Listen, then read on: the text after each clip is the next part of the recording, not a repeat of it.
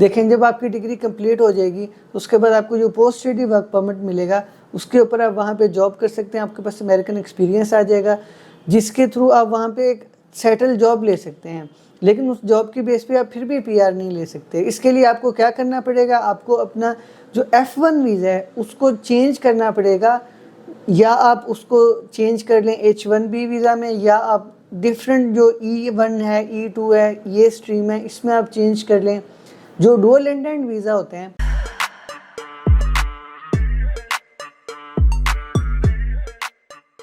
अस्सलाम वालेकुम, मैं हूं अब्दुल बासित। आप देख रहे हैं हमारा यूट्यूब चैनल WSL कंसल्टेंट्स। आज मैं आपके लिए वीडियो लेके आया हूं F1 स्टडी वीज़ा से ग्रीन कार्ड तक का सफ़र आप कैसे कर सकते हैं। दोस्तों, अगर आप USA में परमानेंट रेजिडेंसी चाहते हैं through the pathway of study visa, तो उसके लिए आपको किन किन स्टेप्स पे से गुजरना पड़ेगा, कौन से लीगल स्टेप्स के थ्रू आप USA के ग्रीन कार्ड ले सकते हैं, वहाँ की परमानेंट रेजिडेंस ले सकते हैं। तो आज की वीडियो में हम यही सारा प्रोसेस डिस्कस करेंगे। वीडियो को एंड तक लाजमी देखिएगा ताकि आपको तमाम इन्फॉर्मेशन मिले। अगर आप चैनल पे नए हैं तो चैनल को सब्सक्राइब कर लें ताकि हमारी हर नई आने वाली अपडेट आप तक टाइम तक पहुँचती रहे। सबसे पहले हम बात करते हैं F1 स्टडी वीज़ा आपको जो मिलता है उसकी क्या प्रॉपर्टीज़ होती हैं। दोस्तों, जो USA का F1 स्टडी वीज़ा है वो एक नॉन इमिग्रेंट इंटेंट वीज़ा है, यानी कि उसके ऊपर आप USA में परमानेंट रेजिडेंसी नहीं ले सकते। वो आपको सिर्फ USA में स्टडीज़ पे जाने के लिए मिलता है और आपसे ये एक्सपेक्ट किया जाता है कि आप नॉन इमिग्रेंट इंटेंट से जा रहे हैं और वहाँ पे स्टडी कंप्लीट करने के बाद आप वापस पाकिस्तान आएंगे और USA को छोड़ देंगे। तो इसलिए आपको सिर्फ F1 वीज़ा डायरेक्ट PR के लिए एलिजिबल नहीं करता। इसके लिए आपको डिफरेंट स्टेप्स हैं उसको फॉलो करना पड़ता है। तो उसके लिए सबसे पहला स्टेप जो आप फॉलो कर सकते हैं वो ये कर सकते हैं, आप अपने F1 स्टडी वीज़ा को चेंज कर सकते हैं डुअल इंटेंट वीज़ा में। देखें जब आपकी डिग्री कंप्लीट हो जाएगी उसके बाद आपको जो पोस्ट स्टडी वर्क परमिट मिलेगा उसके ऊपर आप वहाँ पे जॉब कर सकते हैं। आपके पास अमेरिकन एक्सपीरियंस आ जाएगा जिसके थ्रू आप वहाँ पे एक सेटल जॉब ले सकते हैं। लेकिन उस जॉब की बेस पे आप फिर भी PR नहीं ले सकते। इसके लिए आपको क्या करना पड़ेगा, आपको अपना जो F1 वीज़ा है उसको चेंज करना पड़ेगा, या आप उसको चेंज कर लें H1B वीज़ा में, या आप डिफरेंट जो E1 है E2 है ये स्ट्रीम है इसमें आप चेंज कर लें। जो डुअल एंडेड वीज़ा होते हैं वो बेसिकली इसलिए आपको दिए जाते हैं ताकि आप अगर चाहें तो USA में परमानेंट रेजिडेंसी का पैथवे भी ले सकते हैं। वो आपको ग्रीन कार्ड के लिए अप्लाई करने के लिए एलिजिबल भी कर देता है। तो फर्स्ट ऑप्शन आपके पास यही आता है कि आप अपने F1 स्टडी वीज़ा को चेंज कर लें एक डुअल इंटेंट वीज़ा में। सेकेंड ऑप्शन आपके पास क्या है, जो आपको वाइडली भी सुनने को मिलता होगा कि आप किसी US सिटीज़न से शादी कर लें। US सिटीज़न से मैरिज के बाद आपको जो वीज़ा मिलता है वो K1 स्पाउस वीज़ा मिलता है। स्पाउस वीज़ा के ऊपर इनिशियली तो आपको ग्रीन कार्ड नहीं मिलेगा। सबसे पहले तो वो आपको चेक करेंगे कि आपकी मैरिज लेजिटिमेट है या नहीं है। इनिशियली आपको 1 साल का ग्रीन कार्ड मिलेगा। 1 साल के ग्रीन कार्ड के बाद जब आप दोबारा से उसकी एक्सटेंशन के लिए अप्लाई करेंगे तो फिर आपको 10 साल का जो है ना ग्रीन कार्ड मिल सकता है। तो ये इसलिए किया जाता है ताकि फ्रॉड मैरिजेज़ और फेक मैरिजेज़ या कॉन्ट्रैक्ट मैरिजेज़ को जो है ना वो उसके ट्रेंड को ख़त्म किया जाए और सिर्फ एक लेजिटिमेट रिलेशनशिप वाले ही जो है ना वो ग्रीन कार्ड ले सकें। लेकिन इसमें एक और भी चीज़ देखने के लायक है कि अगर आप F1 स्टूडेंट हैं और आप वहाँ जाके US में किसी US सिटीज़न से शादी करना चाहते तो आप अपनी एंट्री के विदिन 90 डेज़ पे वो मैरिज नहीं कर सकते। आपको पहले 90 डेज़ स्टे करना होगा। 90 डेज़ जब गुजर जाएंगे उसके बाद आप अपनी मैरिज सेरेमनी रख सकते हैं और फिर आप लीगली मैरिज करके PR के लिए ग्रीन कार्ड के लिए अप्लाई कर सकते हैं। दोस्तों, जो थर्ड ऑप्शन आपके पास आता है वो आता है आपको स्पॉन्सरशिप वीज़ा का। USA में जो EB1, EB2 और EB3 की कैटेगरी है ये स्पॉन्सरशिप वीज़ा की कैटेगरी है।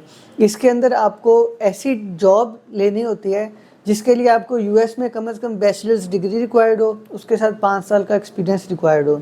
जो इंजीनियर्स, डॉक्टर्स, प्रोफेसर्स या कोई भी मतलब के हाईली स्किल्ड जो लेबर होती है जिसको हम यहाँ पे स्किल्ड वर्कर्स कहते हैं, वो जब USA में जॉब के लिए अप्लाई करते हैं तो वो EB1, EB2 या EB3 की कैटेगरी में अप्लाई करते हैं। तो इस कैटेगरी में जब कोई कंपनी आपको जॉब लेटर देती है और आपको स्पॉन्सरशिप देती है तो वहाँ पे आप उसकी बेस पे अपना जो है वो ग्रीन कार्ड अप्लाई कर सकते हैं। इसके लिए आपको I-140 फॉर्म फिल करना होता है। आपका कंपनी का स्पॉन्सरशिप लेटर रिक्वायर्ड होता है। F1 पे जो स्टूडेंट होते हैं वो इसको अपनी CPT और OPT के थ्रू अप्लाई कर सकते हैं। CPT क्या होता है, करिकुलम प्रैक्टिकल ट्रेनिंग, और OPT क्या होता है, ऑप्शनल प्रैक्टिकल ट्रेनिंग।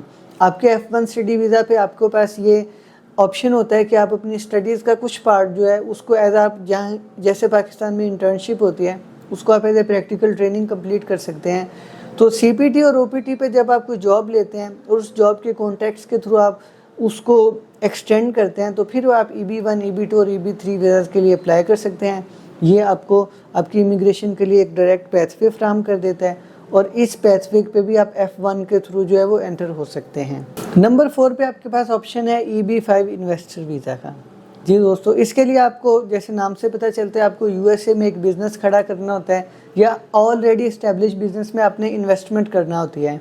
अगर आप कोई ऐसा बिज़नेस बना लेते हैं US में जो कि 10 US सिटीजन्स को जॉब के लिए आप रख सकते हैं उसके ऊपर, तो फिर आप EB5 बिज़नेस वीज़ा कैटेगरी के लिए एलिजिबल हो जाते हैं। इसके लिए जो सबसे ज़्यादा पूछा जाने वाला सवाल है कि सर इसमें इन्वेस्टमेंट कितनी चाहिए होगी, तो दोस्तों इसमें आपको $8 लाख की इन्वेस्टमेंट करना होगी। पहली शर्त $8 लाख की इन्वेस्टमेंट है। दूसरी शर्त यह है कि जो भी आप बिज़नेस करेंगे उसमें आपने 10 अमेरिकन नेशनल्स को जॉब पे रखना है। तो इसमें भी आप एज अ स्टूडेंट इन्वेस्टर भी बन सकते हैं। अगर आपके पास इतना पैसा मौजूद है तो आप F1 पे वहाँ पे जाएं और उसके बाद अपने पैसे के थ्रू वहाँ पे इन्वेस्टमेंट करके वहाँ पे आप अपना एक बिज़नेस शुरू करें। तो इसके लिए आपको भी वही I-458 फॉर्म और इसके अलावा I-526 फॉर्म, ये दोनों फॉर्म फिल करने होते हैं जिससे आपका चेंज ऑफ स्टेटस अप्रूव हो जाता है और आप F1 से EB5 वीज़ा पे कन्वर्ट हो जाते हैं, जिसके बाद आपको ग्रीन कार्ड मिल जाता है। नंबर 5 पे एक self petition of extra ordinary abilities की आती है। जैसे मैंने आपसे पहले बात की कि EB1 वीज़ा जिसके अंदर आपको हाईली स्किल्ड लेबर चाहिए होती है, EB1 वीज़ा की आगे अपनी कैटेगरी है जिसके अंदर आपको एक्सेप्शनल टैलेंट या एक्सेप्शनल आप अपनी फील्ड के एक्सपर्ट हैं तो आप उसके लिए अप्लाई कर सकते हैं। जैसे कि लेट्स सपोज एक प्रोफेसर है जिनकी बहुत अच्छी रिसर्च है, उसके पास PhD की डिग्री है, फॉरेन और नेशनल जर्नल्स में उनकी रिसर्च आर्टिकल्स पब्लिश्ड हैं, तो वो एक एक्स्ट्रा ऑर्डिनरी टैलेंट है अपनी फील्ड में। तो ऐसा बंदा अपनी फील्ड में US का EB1 वीज़ा अप्लाई कर सकता है। EB1 वीज़ा की अच्छी बात यह है कि वहाँ पे आपको कोई स्पॉन्सर बॉडी नहीं चाहिए, आप सेल्फ पिटिशन कर सकते हैं। EB2 और 3 में तो ये था कि कंपनीज आपके लिए वीज़ा अप्लाई करेंगी, लेकिन EB1 की जो कैटेगरी है एक्स्ट्रा ऑर्डिनरी टैलेंट वाली, उसमें आप सेल्फ पिटिशन करेंगे, अपने लिए खुद वीज़ा अप्लाई कर सकते हैं। तो अगर आप F1 वीज़ा पे वहाँ जाते हैं, लेट्स सपोज आप PhD के लिए जाते हैं, तो वहाँ पे PhD करने के बाद आप अपनी रिसर्च पब्लिश करवाएंगे, उसके बाद आप अपने EB1 टैलेंट वीज़ा के थ्रू जो है वो ग्रीन कार्ड के लिए एलिजिबल हो जाएंगे। तो दोस्तों ये थे कुछ आपके पास 5 लीगल ऐसे पैथवेज जिनको आप फॉलो करते हुए USA में स्टडी वीज़ा F1 से लेके अपने ग्रीन कार्ड तक का सफ़र मुकम्मल कर सकते हैं।